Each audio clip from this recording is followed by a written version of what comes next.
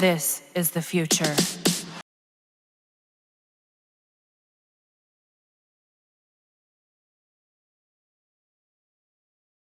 Our families. All right, so these are the families, the kids who lost their lives. Oh, God, may God bless their soul. May they rest in peace. Okay, September 24th. On September 24th, Harry, the Duke of Sussex, delivered an address at the Clinton Global Initiative, highlighting the Archewell Foundation's commitment to supporting parents and young people who have experienced online harm through its initiative. The Parents Network, the full speech, can be viewed here. Okay, I would like to put it by itself. Let's see here. So there it is here, but I'm sorry, it will be a screenshot, okay? Good morning, everybody. Oh, thank you. In 1957, the Soviet Union launched Sputnik, the world's first satellite, marking humanity's first stride into the vast expanse of space. And then in 1961, we witnessed a monumental achievement as Yuri Gagarin became the first human to journey into space, a feat that captured the imagination of people around the globe. And of course, we cannot forget 1969, when American astronauts Neil Armstrong and Buzz Aldrin made history with the first successful human landing on the moon, a triumph that showcased the boundless potential of human invention and spirit. Over the course of our history, humankind has dared to exceed the limitations of possibility. We've dreamed the inconceivable. We've built the unimaginable. And as a result, we live in a time where accessibility to everything, everywhere, all at once, rests in the palm of our hands. Yet, while we celebrate global achievements and their impact, there is still critical work to do.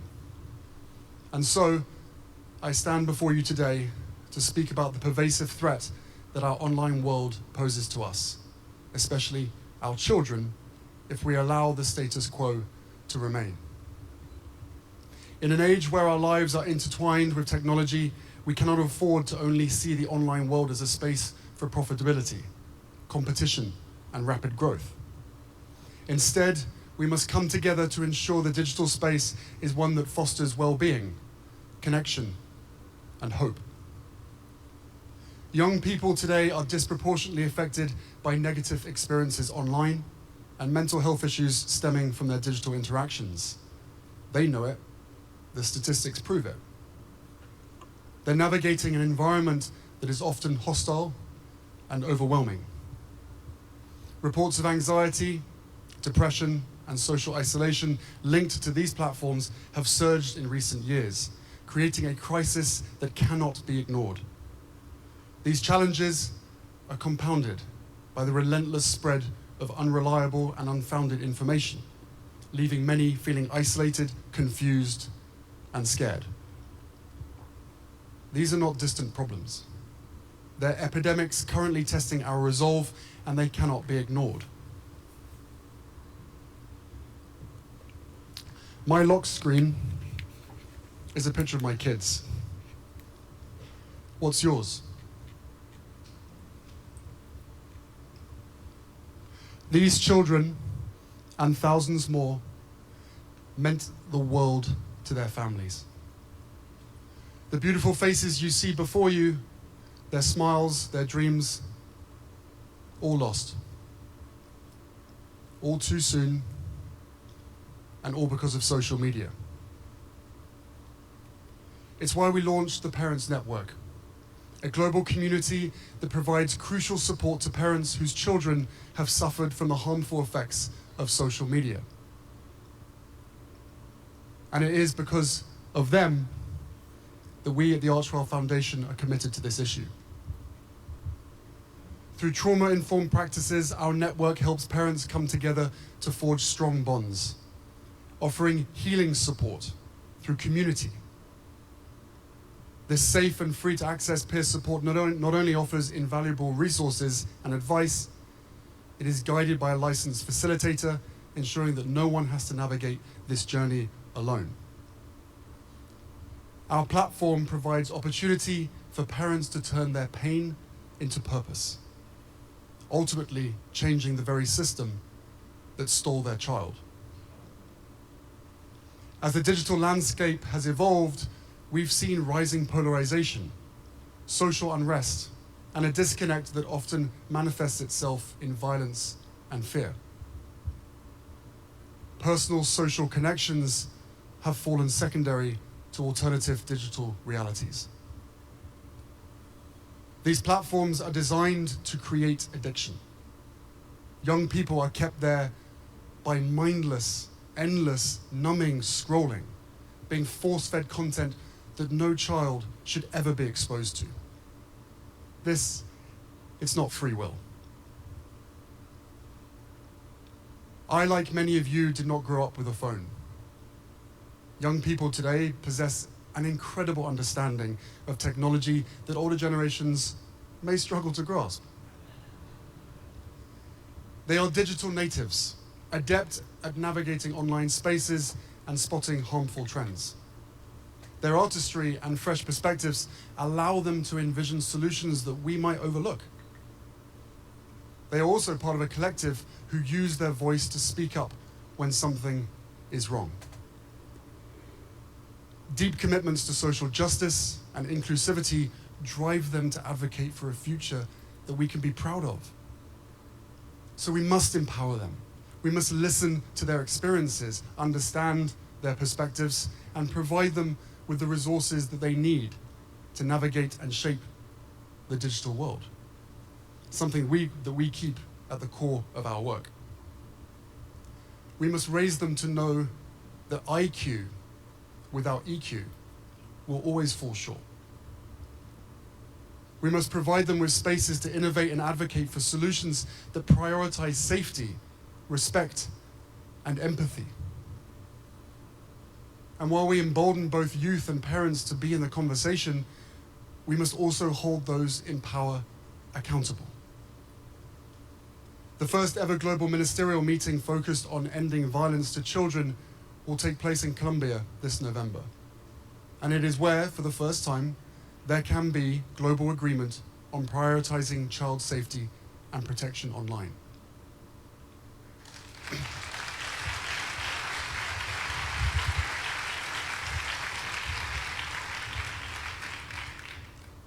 Our laws and regulations are different state to state, country to country. We may have different backgrounds, viewpoints, beliefs, and even access to the internet itself. But the one thing that we can universally agree on is the safety of our children.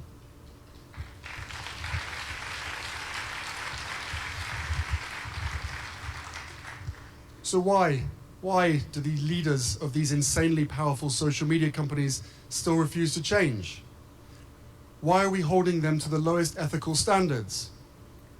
In any other circumstance, a business would commit all resources to fixing the bug.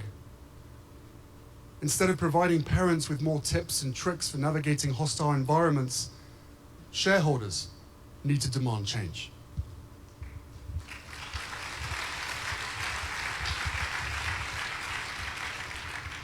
Some say kids will be kids, and, well, that may well be true. Kids may get into trouble. I know a thing or two about that. But our kids are being targeted. The harmful effects of social media are made by design. While we embolden both youth and parents, we must also hold digital platforms accountable. Surely, none of us want to live in a world where there is no consequence or accountability. Parenting doesn't end at birth of a child. Neither does founding a company. Whether parent or CEO, we have a duty and a responsibility to see our creations through. If corporations unabashedly lack responsibility, it doesn't mean we should do the same. Their platforms may be under our fingertips, but we have the fate of the future, their future, in our hands. When many in our world today seem to conflate opinion as fact and fact as opinion, we have to work hard to seek and reveal truth. For as long as we're debating over lies, we will forever be divided. And when so much of our future is uncertain, we need to meet global insecurity with compassion rather than hate. Inclusivity and equity are not optional. They are the bedrock upon which we must build our communication and community. And fear, orchestrated at the highest levels, needs to be seen for what it is: a tactic to mask indifference and a failure to seek real solutions. As a growing movement, the Parents Network is committed to this journey. We need platforms that mirror our highest values, designed with safety in mind. But in the meantime, we can't wait. Our kids can't wait. We need to create programs that teach digital literacy, emotional intelligence, and critical thinking. We need to equip our youth with the skills they need to identify and combat online threats. We need a better digital future, one that we all deserve. We were promised a human experience. Instead, we've been a human experiment. This is an invitation to each and every one of you to open your eyes, ears, and hearts to these realities and to channel our power, resources, and intelligence toward meaningful action. All we have today, in this moment, stems from the defiance of boundaries we once thought existed. We've split the atom.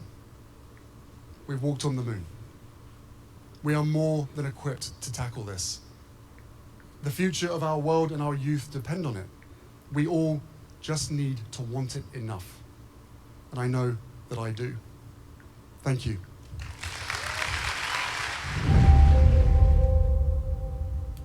But anyway, this is the transcript of it. If you go on archewell.com, .org, archewell.org, script is there.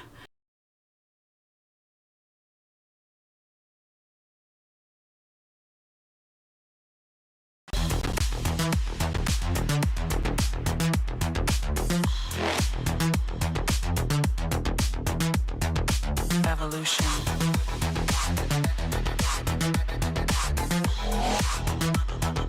This is the future.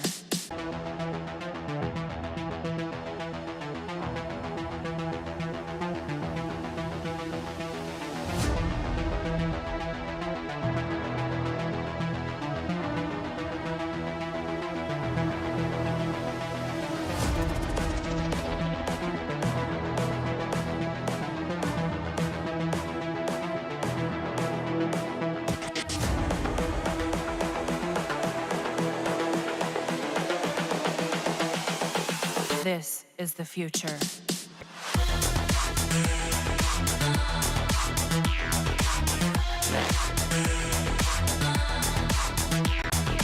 Evolution.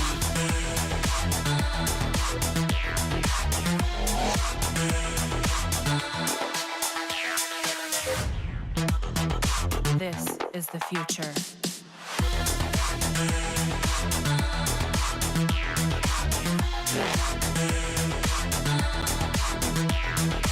Evolution.